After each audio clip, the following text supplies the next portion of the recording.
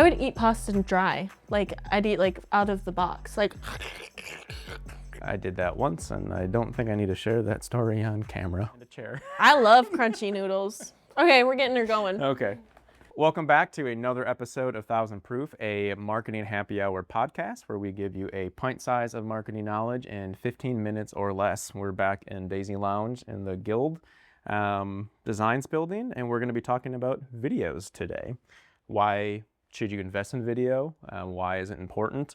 And today, because of videos, I figured we would bring a Vesper, which is one of my favorite martinis. So this is the James Bond martini. This is where it got really popular. It's 2 parts gin, 1 part vodka. So you don't have to choose between gin or vodka. And then a ½ ounce to 3/4 of an ounce of this really fun liqueur called Lillet. It's like a aperitivo fortified wine type situation. And it's just lovely. I used to make bottles of this, stick it in the freezer, and that's a dangerous thing to do. So anyway, back to videos and Vespers. Madison, are you excited about this one? Yes, video is our bread and butter here at Thousand Lumens. So Not spaghetti. Not spaghetti. But I'm excited to jump into this one because a lot of people are scared to incorporate video into their marketing strategy, or they're just intimidated, or they have no idea where to start. So.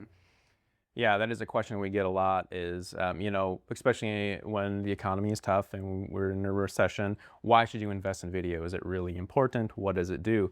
And really, over 90% of companies are investing in video. And so if you are not investing in video, you are left out and you are just giving up your market share to everybody else. Why companies are investing in it is because video is the only medium that can really hold the attention and get that information out over anything else. Studies show that humans are more engaged in it, you can see it, and it retains information more. So it really is the most efficient way to get a message out there. Yeah, because people don't have to use so much brain power to try to read the caption or read the information that's on a graphic or look at a picture and try to infer what is this about. Video just shows you in real time.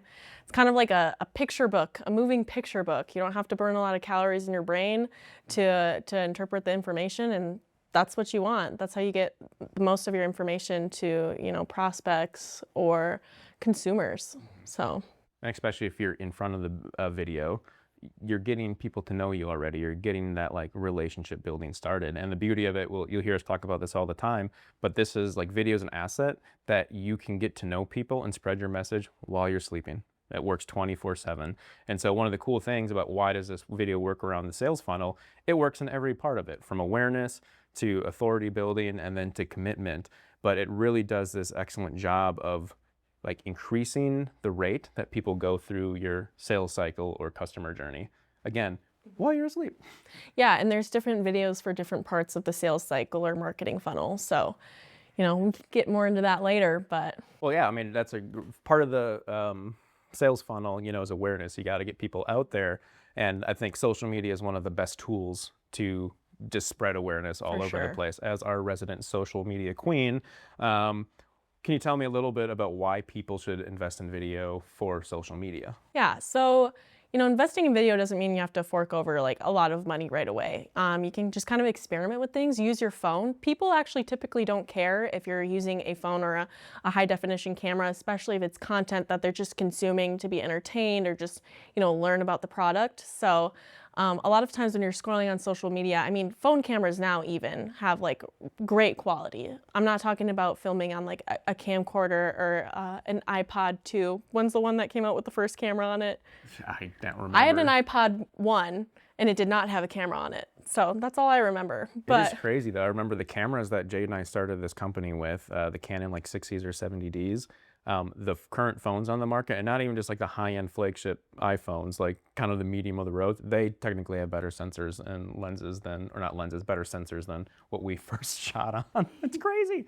Yeah, so don't be turned off by the fact that you might not have access to like camera gear or you might not be able to invest a lot of money right away into video. You should just kind of ease yourself into it. I think I was reading something on Sprout Social where about people really only need like a 6 to 15 second video, especially in the awareness stage of the sales cycle and marketing funnel, where they just want to learn about you or just see your products, see your logo, see something about you while they're scrolling. And we kind of touched on this in another episode, like the touch point strategy and people just needing to see you so many times before they start considering you and going into the more of the consideration stage in the engagement stage of things. So Yeah, absolutely. I think that's a great point. We hear a lot, how do you just get started? Especially because not everyone, like high-end quality videos, jumping right into it might not be the best investment for your company right away, especially without that foundation. So people ask like, how do we get started? Do I need fancy lights and equipment? And as you said, your phone is going to be a great like tool to start with. The first thing that you can invest in outside of that is a good microphone. Like you can get so much content done with those two things because studies show that sound is more important. People can deal with fuzzy video a little bit as long as they can understand what you are saying. So a phone and a microphone, that's all you need to do to get started. So if someone were to say, hey, I got my phone, I got my microphone, Madison, what kind of video should I really do right now on social media? yeah, if you're starting out with the awareness stage, that's when you can kind of use a lot of more of the phone stuff, lower quality things. Just talk about yourself as a company. You can talk about your mission statement. If you're a smaller business, why did you go into this? Why did you start your smaller business? People want to connect with you as a person, and then they'll eventually be able to connect with the brand more as well because you'll be representing that brand. So getting faces in front of the camera is a lot better than just doing like a little reel that is a video of a product per se, and you just have like bullet points on the screen of like specs of the product or things that the product can do. Talking, using that microphone, solving a problem. We talk about this a lot. You want to show that you're solving a problem for people. So I don't know if you want to talk about maybe like Daisy. What is a problem that Daisy Lounge is solving? The problem that Daisy Lounge is solving is we're providing an escape. Or really, our message is we believe that everybody deserves a noteworthy drink in a noteworthy place, particularly where we're at in Stevens Point.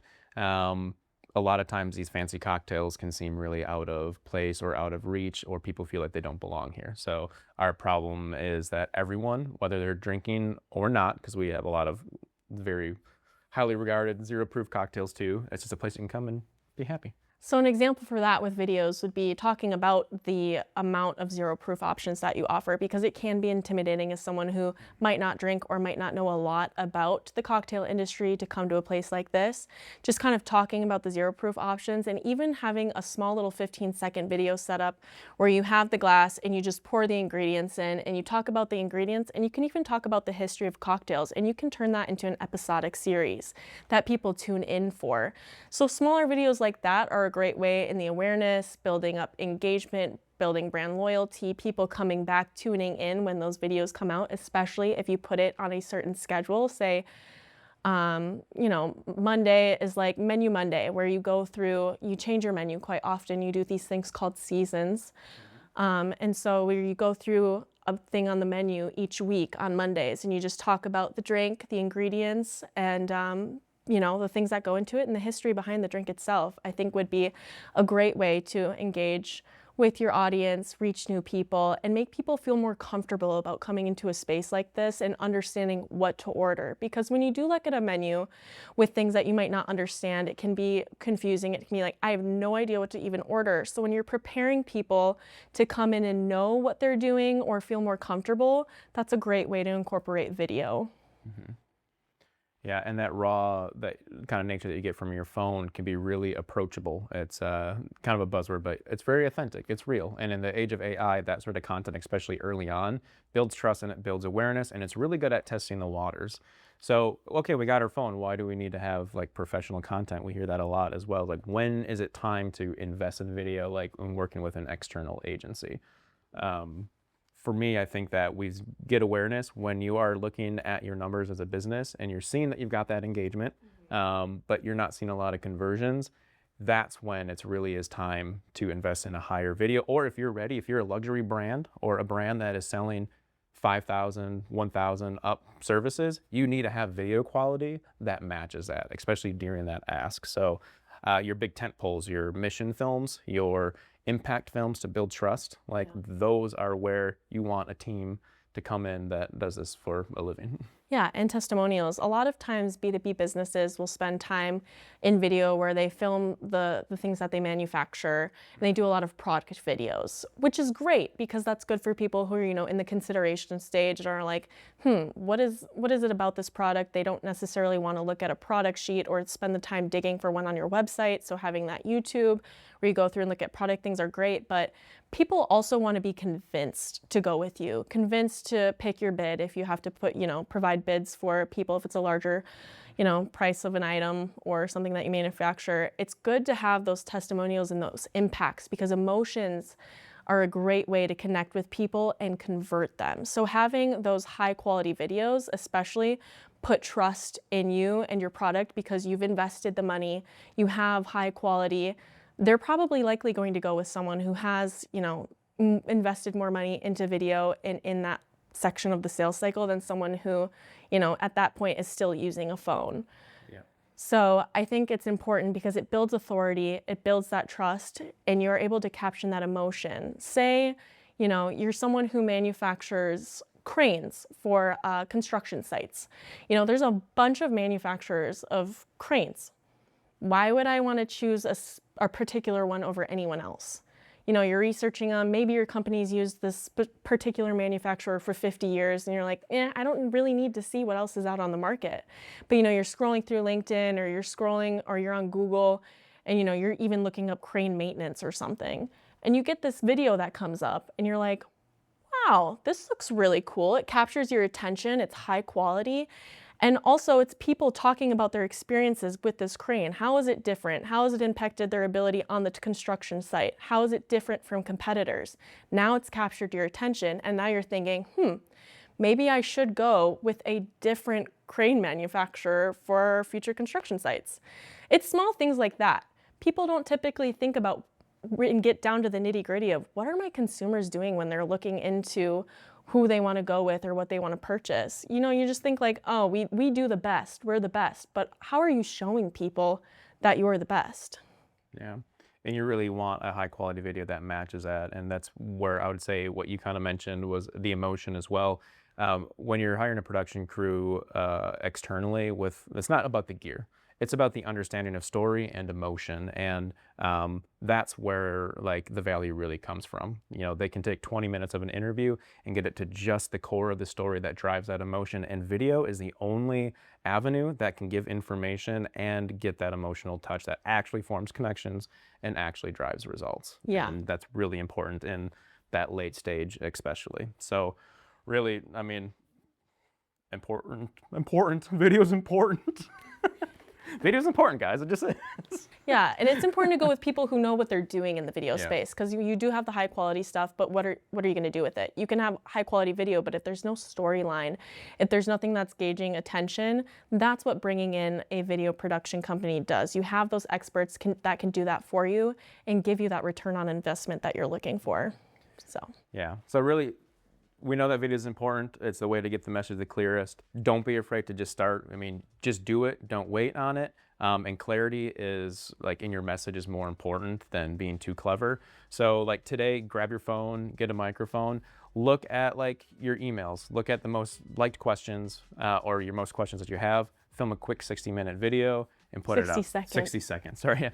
Film a quick 60-second video, and then that's your first video. And then once you start to see and build out authenticity, and you start to see awareness, then it's time to really start investing in those dollars to a professional external company that understands strategy, understands your goals, because again, that's where the bread and butter of video comes. It's not just looking pretty, it's telling a story that actually drives real results for your company. And one last note I will leave you with, thumbnails are important. So when you're going to upload that first video you're going to film, make sure that you have a thumbnail that is going to capture people's attention while they're looking through your feed as well. So with that, cheers and good luck on your video journey. Reach out to us with any questions or visit us on our website.